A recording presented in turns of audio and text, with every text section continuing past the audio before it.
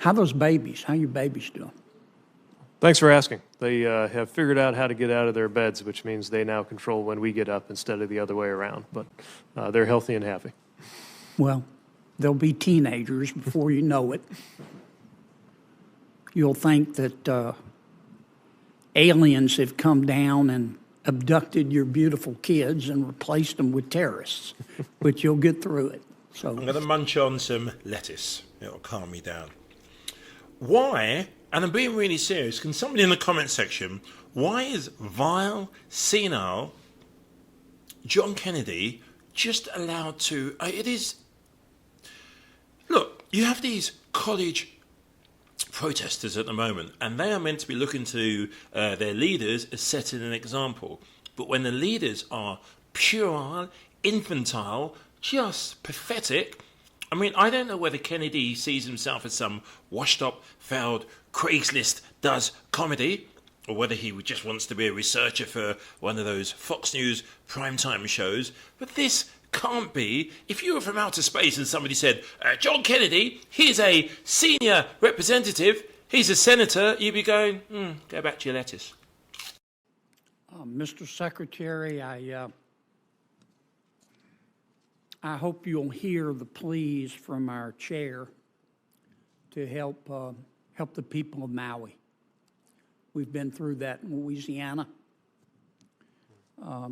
Frankly, I'm disappointed that the administration hasn't done more. I'm not laying that at your feet, but the people of Maui right now need more than anything else hope. And without a place to live, there is no hope. How those babies? How your babies doing? Thanks for asking. They have figured out how to get out of their beds, which means they now control when we get up instead of the other way around. But they're healthy and happy. Well, they'll be teenagers before you know it. You'll think that aliens have come down and abducted your beautiful kids and replaced them with terrorists, but you'll get through it. So I want to ask you about, I know I sound like a broken record, the National Center of Excellence for Liquefied Natural Gas Safety, a subject that I know you're familiar with, Mr. Secretary. We're trying to get this built. It's frustrating, of course. It's not altogether your fault. Some days it seems like it takes longer than medical school to get something done around here. But I'd like to ask you where we are. Congress has spoken explicitly. We want this project built. We've appropriated money. It's supposed to be in Louisiana. The people in Louisiana and the universities there have gotten together. They want to put as do I, they want to put the center at McNeese. Other universities will be involved. How do we get this done? Thank you. That's certainly the path that we're on. I know we've been engaging your staff, and with your engagement of PHMSA, I believe that we are on the path to advance. One thing I would note is that we've taken to heart your observation that the facility that is there now at McNeese State creates an opportunity to leverage what we're seeking to do with those taxpayer dollars that are entrusted to us. So what I can tell you is that we have directed the GSA to provide options in Lake Charles for that LNG Center of Excellence. Of course, we need to make sure that we follow the procurement process, and we need to make sure that there are adequate resources coming in from the center, and we're working with you on that. But certainly recognize the importance and the potential of this facility and the value that it could bring, making sure that we have the safest and most environmentally responsible LNG processes in the world. So the LNG project is going to be placed in Louisiana, is that right? Yes. And within Louisiana, it's going to be placed in Lake Charles, is that right? That's what we've directed GSA to do, is find sites in Lake Charles that would meet the mission. And again, part of the rationale for that, as you've noted, is that existing center, that academic center, being able to benefit from that co-location. So pending the procurement process, appropriations, and all that, that's the direction that we're headed in. And you're working with McNeese State University and our other universities, is that correct? Yes. Okay. In the 1 minute I have left, I'd like your opinion on something. I'm worried about Boeing,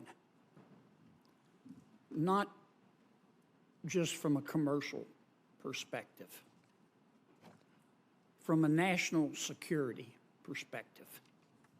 I'd like your thoughts on that. Well, the importance of Boeing in economic terms and in strategic terms can't be overstated, given the role that they play in American industry, in aerospace, and in not just the regional economy, but really the U.S. economy. I take care to focus on the safety dimension above all else, and certainly as regards the FAA's equities here, it is and can only be strictly about safety. But I also believe that getting the safety picture right, making sure they address their quality control issues and any cultural issues in terms of prioritizing quality and safety, will in turn redound to the benefit of the economic and strategic importance of a firm that large with that important of a role. Well, we're not just competing against, we meaning Boeing, against Airbus. We're competing against countries now, other countries. I appreciate your candor on that. Thank you, Mr. Chair. $3 billion and then another loan, but that's really about the capital side. It'll be up to the business to operate it. Thank you, Mr. Secretary. Appreciate it very much. Thank you. Senator Sinema. Thank you, Chairman Johnson. Thank you, Ranking Member Hyde-Smith. And thank you, Secretary Buttigieg, for being here today. In Arizona, we feel the positive impact of the bipartisan infrastructure law and its historic investment of over $7.7 billion in total funding already. Included in that is $4.7 billion to improve Arizona roads, bridges, public transit system, ports of entry, and airports. Arizona's airports alone have received over $263 million to make desperately needed enhancements and improve service to those who need it most. When I wrote the bipartisan infrastructure law, I was working towards transformative projects, like finally completing the widening of the I-10 between Phoenix and Tucson. That vital roadway moves tens of millions of people and over $40 billion in goods each year. Thanks to the Infra Grant award made possible by the bipartisan infrastructure law, an expanded, safer 3-lane I-10 running through the Gila River Indian community and Pinal County will now be a reality. Arizonans are excited for this project specifically, and we look forward to your continued partnership in implementing all aspects of the bill. You said in your testimony today that safety is DOT's primary mission. I agree. As you know, you contacted me last Friday to let me know that a BNSF railway train derailed along the Arizona-New Mexico border carrying liquefied petroleum gas. 2 of those cars caught fire. This closed Interstate 40 in all directions, halted service on Amtrak's Southwest Chief, and prompted a 2-mile evacuation radius. The FRA is the primary investigator, and Arizonans are eager to get more information on the derailment. Unfortunately, details have been hard to come by on the cause or even basic information like the fire's duration or how the FRA has determined potential public health concerns. So could you explain how the FRA process and timeline of the investigation will unfold, including how the cause of the derailment will be determined, and how will the department ensure that lawmakers are fully and timely informed as it develops? Thank you. As you noted, this incident had our attention from day one. We were in touch at that time, and we have been monitoring it since. In this case, the investigation was affected by the fact that FRA personnel had limited site access while the fire was still burning. And of course, in that first instance, we'll defer to emergency responders working on securing the site, containing the fire, and managing the evacuation before the investigative dimension of things can take priority. My understanding is that NTSB is involved but is in an observer status. We'll confirm that afterwards with your office to make sure that that information is still current. If provided that it is, then FRA will lead the investigation, but also PHMSA may play a role given the fact that LPG was involved. The FRA administrator was there on Monday, and we're going to continue to have as much presence as required to support the community. The original evacuation affected 50 individuals, but that was lifted on Sunday. We'd be happy to follow up and get you any other information that you need, recognizing, of course, that this remains an active investigation right now. Well, thank you. The 38-car derailment on Friday night occurred on Navajo Nation land, as you're aware. My office was informed about a lack of tribal community notification after the fact.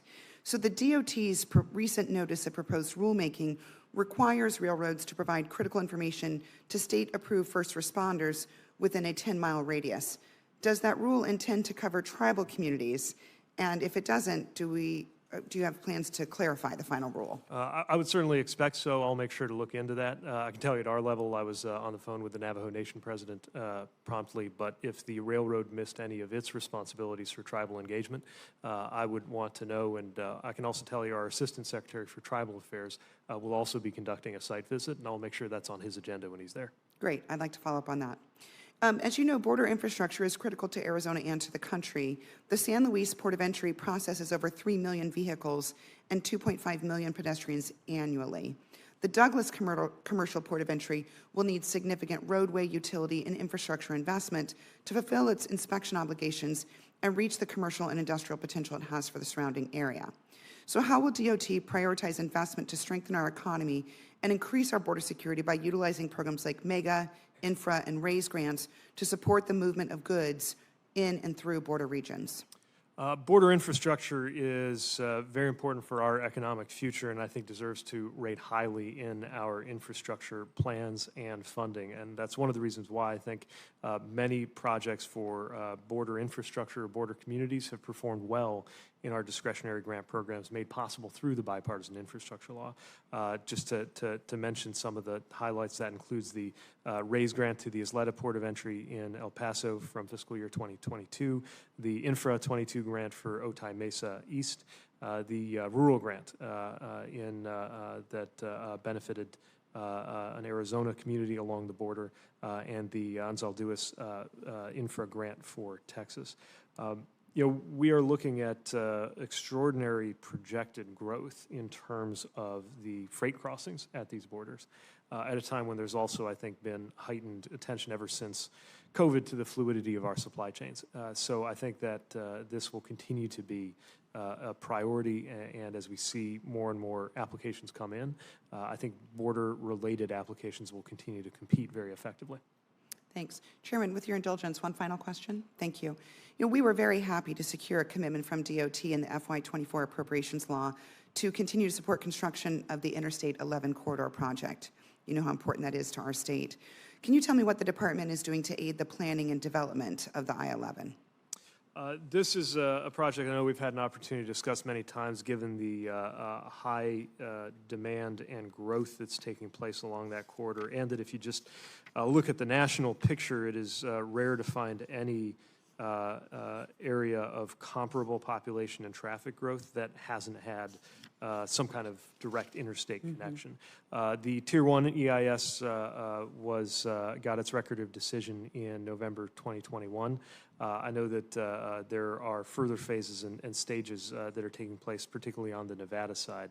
Would welcome the opportunity to get more of an update for you in writing, but as I understand it, both the Nevada and Arizona sides are committed to moving forward.